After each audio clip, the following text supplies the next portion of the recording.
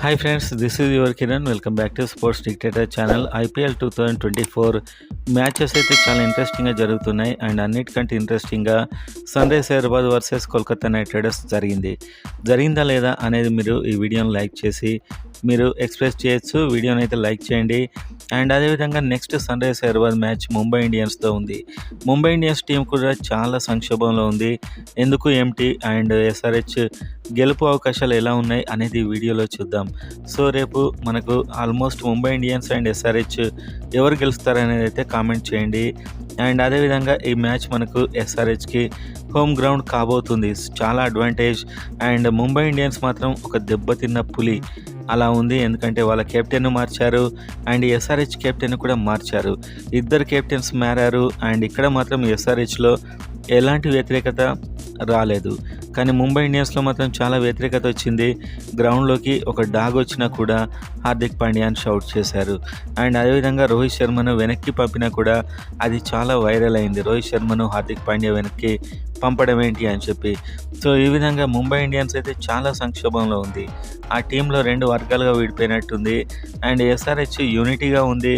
And మొత్తానికైతే రేపు Mumbai Indians చెలరేగే అవకాశాలు చాలా ఎక్కువగా ఉన్నాయి. ఎందుకంటే వాళ్ళు డ్రెస్సింగ్ రూమ్లో దీన్ని అంతా సాల్వ్ చేసుకుంటారు. అండ్ చాలా మంచి ప్లేయర్స్ ఉన్నారు. విచ్చలవిడిగా చెలరేగే అవకాశాలు అయితే ఎక్కువగా ఉన్నాయి. అండ్ ఎస్ఆర్హెచ్ టీంలో ఎలాంటి మార్పులు ఉంటాయి ఈ వీడియోలో చూద్దాం. సో ఇప్పటికి కొన్ని మ్యాచ్లు అయ్యాయి. అండ్ ఇప్పటికి కూడా పాయింట్స్ టేబుల్లో సన్ రైజ్ హైదరాబాద్ అయితే 7th ప్లేస్లో ఉంది. ఒకటే మ్యాచ్ ఆడారు, 4 పరుగుల చాలా స్వల్ప తేడాతో ఓడిపోయారు. అండ్ దీంట్లో మాత్రం హెన్రిచ్ క్లాసెన్ ఎస్ఆర్హెచ్ బ్యాటింగ్ అనే కన్నా హెన్రిచ్ క్లాసెన్ బ్యాటింగ్ అంటే చాలా బెస్ట్. అతడు ఒక్కడు చాలా దగ్గర దాకా తీసుకొచ్చాడు. అండ్ రేపటి మ్యాచ్లో కూడా ఫ్యాన్స్ అంతా అతడి వైపే చూస్తూ ఉంటారు. ఎందుకంటే మిగతా బ్యాట్స్మెన్లో ఎలాంటి పవర్ అండ్ ఎలాంటి క్రియేటివిటీ లేదు. సో మనం చూసినట్లయితే ముంబై ఇండియన్స్లో చాలా డేంజరస్ బ్యాట్స్మెన్ ఉన్నారు.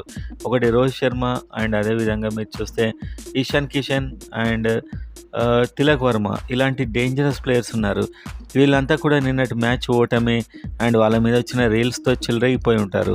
హార్దిక్ పాండ్యా కూడా ఒక big hitting batsmen, Dewald Brevis ఉన్నాడు అండ్ టిమ్ డేవిడ్ ఉన్నాడు. అండ్ ఇలాంటి ప్లేయర్స్ ఉన్నటువంటి టీం, చాలా బిగ్ హిట్టర్స్ ఉన్నారు. కాకపోతే హార్దిక్ పాండ్యాని కెప్టెన్ చేయడంతోనే టీంలో యూనిటీ లోపించినట్టు టెంపరీగా కనిపిస్తుంది. కానీ ఒక ప్రొఫెషనల్ టీం వాళ్ళు మ్యాక్సిమం ఇదంతా సెట్ చేసుకుంటారు. రేపు హార్దిక్ పాండ్యా అండ్ రోహిత్ శర్మ ఇద్దరు కూడా చాలా ఫ్రెండ్లీగా ఉండే అవకాశం కూడా ఉంది. ఒక గ్రౌండ్లోకి ఒక డాగ్ వచ్చినా కూడా హార్దిక్ పాండ్యా అని ప్రేక్షకులు అయితే షౌట్ చేయడం జరిగింది.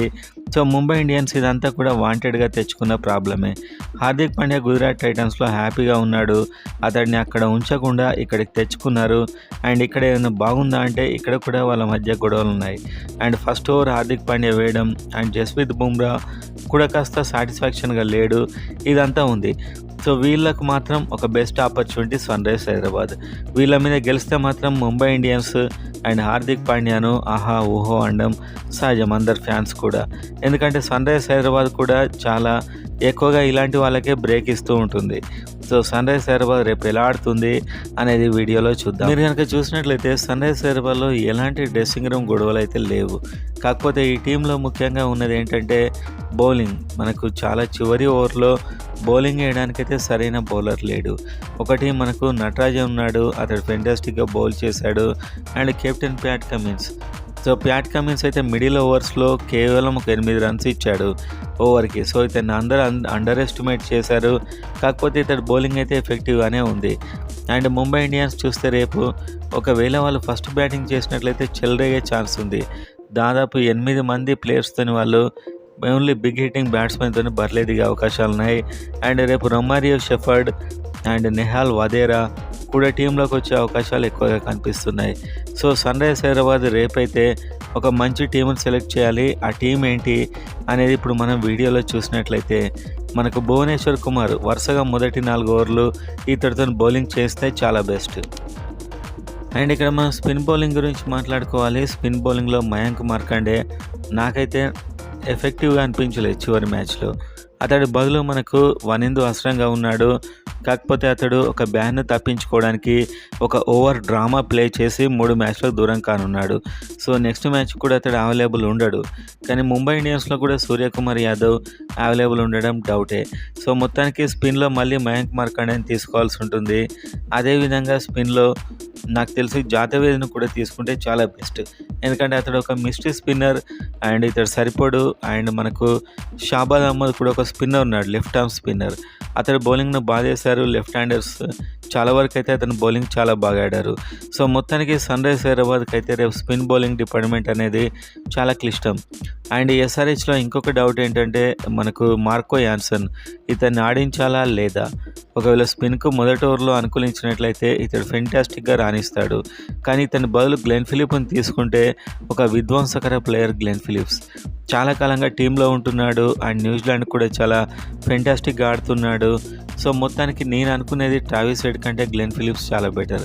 ఎందుకంటే అవసరమైతే వాళ్ళ లెఫ్ట్ హ్యాండర్స్‌కి ఇతడు ఆఫ్ స్పిన్నింగ్ బౌలింగ్ వేయగలడు అండ్ వికెట్ కీపింగ్ చేయగలడు అండ్ ఫీల్డింగ్ కూడా చేయగలడు. ఇన్ని లక్షణాలు ఉన్న గ్లెన్ ఫిలిప్‌ను మాత్రం ఇప్పటివరకు సన్‌రైజర్స్ హైదరాబాద్ సరైన వాల్యూ అయితే ఇవ్వలేదు. సో, మీరు ముంబై ఇండియన్స్‌లో చూస్తే ఎస్ఆర్‌హెచ్‌కు చాలా dangerous players Rohit Sharma, Ishan Kishan, Tilak Varma, Dewald Brevis, Hardik Pandya, Tim David వీళ్ళందరూ కూడా డేంజరస్ ప్లేయర్స్ అని చెప్పొచ్చు. ఈ ఆరుగురిని అవుట్ చేయడం మీదనే ఎస్ఆర్‌హెచ్ బౌలింగ్ యొక్క స్ట్రెంత్ అనేది ఆధారపడి ఉంటుంది. అండ్ ఆ తర్వాత మీరు చూస్తే Jasprit Bumrah and Piyush Chawla. So, bowling డిపార్ట్మెంట్లో ముంబై ఇండియన్స్ని చాలా ఈజీగానే ఎదుర్కోవచ్చు. కాకపోతే బ్యాటింగ్లో ఒక 220, 230 వరకు కొట్టే అంత కెపాసిటీ అది మనకి హెన్రిచ్ క్లాసే ఉన్నాడు, మీకు తెలుసు. ఒక ఫెంటాస్టిక్ బ్యాట్స్మెన్. కాకపోతే ఎప్పుడు టీ20లో ఒక్కరినే మనం నమ్ముకోవడం అనేది చాలా డేంజరస్ అవుతుంది. సో, మొత్తానికైతే హెన్రిచ్ క్లాసన్ రేపు కీలక పాత్ర పోషిస్తాడు. కానీ ఇక్కడే మీకు ఇంకొక ట్రబుల్ ఏంటంటే హెన్రిచ్ క్లాసన్ మీద డిపెండ్ అవ్వడం స్టార్ట్ అయింది అనుకోండి, ఒకసారి అతను ఫెయిల్ అయితే మిగతా బ్యాట్స్మెన్ అంతా ఫెయిల్ కావడానికి ఎక్కువగా అవకాశాలు ఉంటాయి. సో, రేపు ఓపెనర్స్గా మాత్రం మయాంక్ అగర్వాల్, ట్రావిస్ హెడ్నే పంపే అవకాశాలు ఎక్కువగా ఉన్నాయి. అండ్ గ్లెన్ ఫిలిప్ని మిడిల్ ఆర్డర్లో తీసుకునే అవకాశాలు కూడా ఉన్నాయి. ఎందుకంటే రేపు మనకు హెడ్ కోచ్ కూడా న్యూజిలాండ్ నుంచి వచ్చినటువంటి head coach and Glenn Philip కూడా రీసెంట్గా తన దేశం తరపున చాలా మంచి ఫామ్లో ఉన్నాడు. సో, రెండు టీంలో మొదటి మ్యాచ్ అయితే ఓడిపోయాయి. రెండో మ్యాచ్ కూడా ఓడిపోతే వాళ్ళ మీద ప్రెషర్ చాలా దారుణంగా ఉంటుంది. ముఖ్యంగా ఎస్ఆర్‌హెచ్ మీద అయితే చాలా ప్రెషర్ ఉంటుంది. ఎందుకంటే మొదటి 2 మ్యాచ్లు ఓడిపోయిన తర్వాత మళ్ళీ లాస్ట్ ఇయర్ జ్ఞాపకాలే వెంటాడుతాయి. కాబట్టి రేపు గెలవడానికి ఎస్ఆర్‌హెచ్ మ్యాక్సిమం ట్రై చేస్తుంది. ఈలోపు వనిందు అసంగా మాత్రం టీంతో జాయిన్ కాకపోవడం చాలా బిగ్ డిసడ్వాంటేజ్ అని చెప్పొచ్చు. మేనేజ్మెంట్ కూడా ఏం చెప్పిందంటే మనకు వనిందు అసరంగా టెస్ట్ మ్యాచ్లో పాల్గొంటున్నాడు, అక్కడ సస్పెండ్ అయ్యాడు కాబట్టి అతన్ని తీసుకోలేదని చెప్పి. ఒకవేళ ఇతడు మాత్రం ఓకే అంటే మార్కో యాన్సన్ ప్లేస్లో ఇతన్ని తీసుకోవడానికి సిద్ధంగా ఉన్నారు. ఎందుకంటే మనకు వనిందు అసరంగా ఒక బిగ్ హిట్టింగ్ ఆల్రౌండర్ కూడా. సో, బౌలింగ్లో భువనేశ్వర్ అండ్ మనకు జైదేవ్ ఉనాడ్కడ్ అండ్ వనిందు హస్రంగా ఈ ముగ్గురితో వెళ్ళి ఓ ఇంపాక్ట్ ప్లేయర్గా అబ్దుల్ సమద్ మొదలైన ప్లేయర్స్ను పెట్టుకొని అవసరమైతే వాషింగ్టన్ సుందర్ని కూడా ఇంపాక్ట్ ప్లేయర్గా పెట్టుకుంటే చాలా బాగుంటుంది. సో, మొత్తానికి ముంబై ఇండియన్స్లో చాలా గొడవలు జరుగుతున్నాయి. వాటిని ఎస్ఆర్‌హెచ్ వాడుకుంటుందా లేదా? లేకపోతే వాళ్ళందరినీ యూనిటీగా మార్చి ఫెంటాస్టిక్ టీం చేసి వాళ్ళకు 2 పాయింట్లు ఇచ్చేస్తారా అనేది చూడాలి. సో, ఎస్ఆర్‌హెచ్ మొదటి ఒక 4-5 ఓవర్లలో ఒక్క వికెట్ పడకుంటే మాత్రం ఇలాంటి మ్యాజిక్ చేసే అవకాశాలు ఎక్కువగా ఉన్నాయి. సో, రేపటి బౌలింగ్ అయితే నాకు తెలిసి స్పిన్ డిపార్ట్మెంట్లో ఇంకా వనిందు అసంగా రావట్లేదు.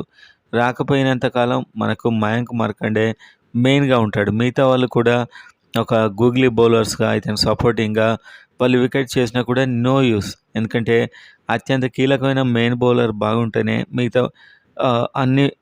మిగతా బ్యాట్స్మెన్ వికెట్స్ తీయడం చాలా ఈజీగా ఉంటుంది. సో, మొత్తానికి Mumbai Indians and Sunrisers Hyderabad మ్యాచ్లో హెన్రిచ్ క్లాసెన్ చాలా ఇంపార్టెంట్గా మారబోతున్నాడు.